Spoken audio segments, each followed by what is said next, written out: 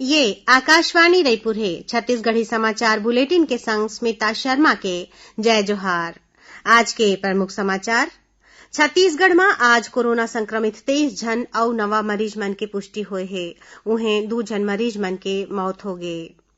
भाजपा के नवनियुक्त प्रदेश अध्यक्ष विष्णुदेव साय आज रायपुर के पार्टी कार्यालय में अपन पदभार ग्रहण करिन और बीजापुर जिला में आज एक इनामी माओवादी दंपति मन पुलिस के आगू आत्मसमर्पण करिन।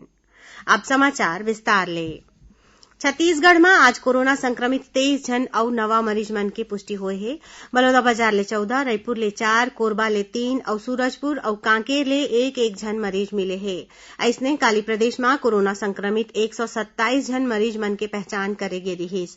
प्रदेश में कोरोना संक्रमित मरीज मन के संख्या 923 हो गे हवय, जेमा 670 मरीज मन के इलाज अस्पताल में चलत हे। बलौदाबाजार में 14 मरीज मिले के बाद संबंधित इलाका ला सील कर दे गे हे।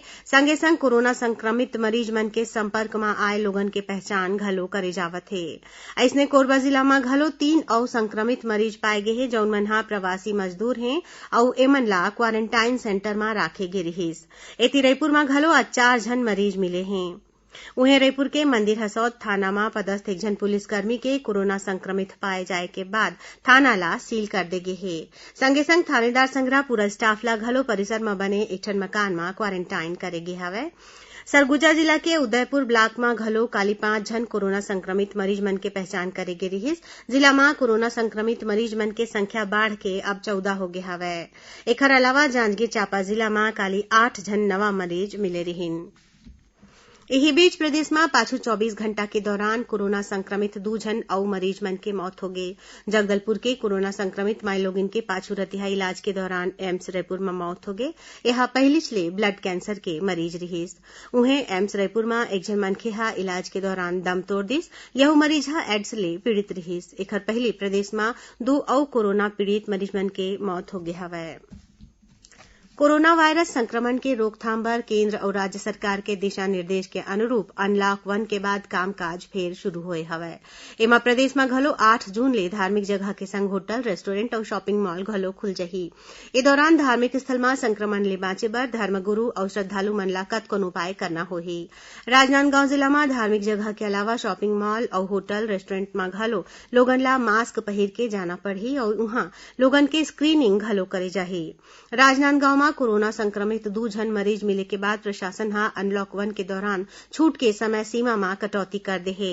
अब दुकान मन बिहनिया 7 ले संझा 5 बजे तक खोले जा सकही। एती महासमुंद जिला के सरायपाली विकास खंड के कलेंडा क्वारंटाइन सेंटर में पहुंच के जबरदस्ती अंदर जाए के मामला में पूर्व विधायक संग्रह 12 जन के खिलाफ पुलिस अपराध दर्ज करे है। ओती जगदलपुर के क्वारंटाइन सेंटर में गर्भवती माई लोगिन और लइका मन ला रेडी टू ईट खाना दे जावत है। काली उहां अंडा घलो देगिस। वहीं दुर्ग जिला में Shri Shankaracharya institute of medical sciences परिसर के विशेष कोविड अस्पताल में 115 जन मरीज के इलाज के सुविधा है और अभी यहां 45 जन मरीज मन के इलाज चलत है। मुख्यमंत्री भूपेश बघेल अधिकारी मन ला निर्देश दीन है कि क्वारंटाइन सेंटर में राहत लोगन ला कोनो प्रकार के तकलीफ छन होवय। ओमन किहिन की बाहिर ले आए ऐसन मनखे मन जौन मन अपन पहचान छुपावत हैं और अपन आय के सूचना सरकार ला नहीं देवत हैं, उनखर मन ऊपर कड़ा कार्रवाई करे जाही। श्री बघेल काली वीडियो कॉन्फ्रेंसिंग के माध्यम ले प्रदेश के आने जिला में बनाए गए क्वारंटाइन सेंटर में रहिया लोगन, कलेक्टर और सरपंच ले गोठ बात करिन। ए दौरान ओमन क्वारंटाइन सेंटर के व्यवस्था के जानकारी के संग लोगन के तबियत के बारे में घलोक पूछिन और उनखर मन ले सुझाव घलोक मांगिन। ओमन क्वारंटाइन सेंटर में राहत लोगन ला किहिन की ओमन अपन कामकाज के जानकारी सरकार ला देवे, जेखर ले प्रदेश में उनखर योग्यता के अनुसार ओमन ला काम दे जा सके।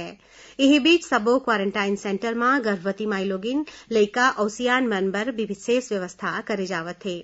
बाहिर ले अवैया गर्भवती माई लोगिन मन बर बिलासपुर जिला के ग्राम केसला के सामुदायिक स्वास्थ्य केंद्र में अलग क्वारंटाइन सेंटर बनाए गए हवय, जौन प्रदेश के पहली ऐसन सेंटर है जिहां सिर्फ गर्भवती माई लोगिन मन ला राखे गे हवय।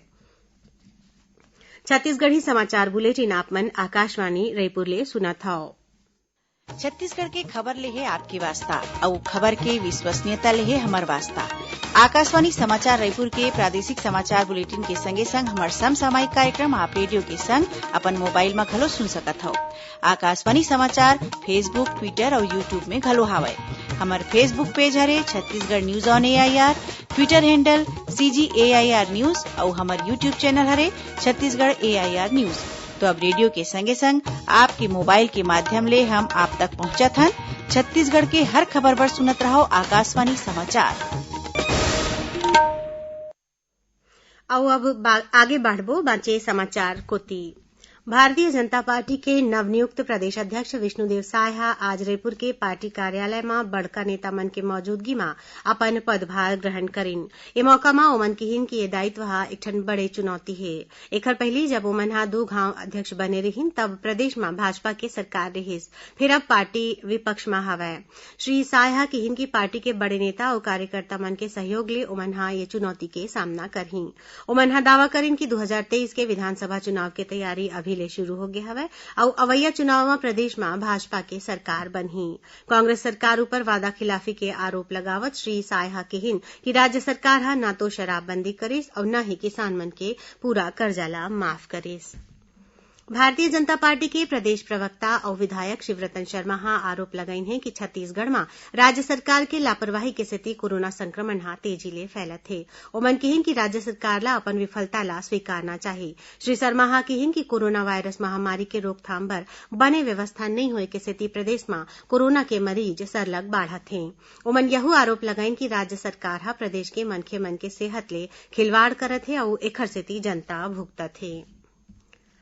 केंद्रीय सड़क परिवहन और राजमार्ग मंत्री नितिन गडकरी राजमार्ग में मनुष्य और पशु मन के मौत ला रोके बर काली राष्ट्रीय जागरूकता अभियान के शुरुआत करीन। वीडियो कॉन्फ्रेंसिंग के माध्यम ले ये शुरुआत करत श्री गडकरी आम जनता ला रद्दा में होवैया दुर्घटना ला कमती करे के बारे में जागरूकता बढ़ाए के जरूरत पर जोर दीन।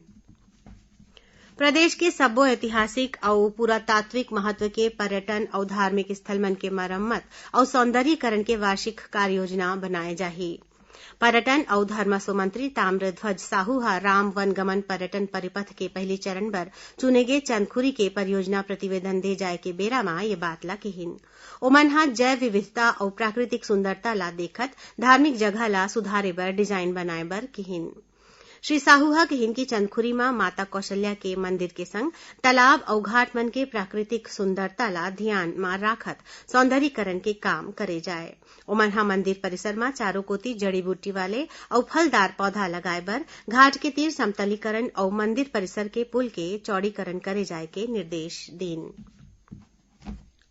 बीजापुर जिला में आज एक जन इनामी माओवादी दंपति पुलिस के आगू आत्मसमर्पण कर दिन। ये दोनों माओवादी मन के खिलाफ कतकोन हिंसक वारदात में शामिल रहे के आरोप है। पुलिस अधीक्षक कमल लोचन कश्यप और CRPF के DIG कोमल सिंह के आगू यह आत्मसमर्पण करीन।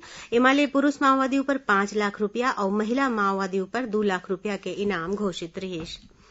कोरोना संक्रमण ले बचाव बर और लोगन के सुविधा ला देखत प्रदेश के पंजीयन कार्यालय में दस्तावेज के पंजीयन बर अपॉइंटमेंट व्यवस्था लागू रही।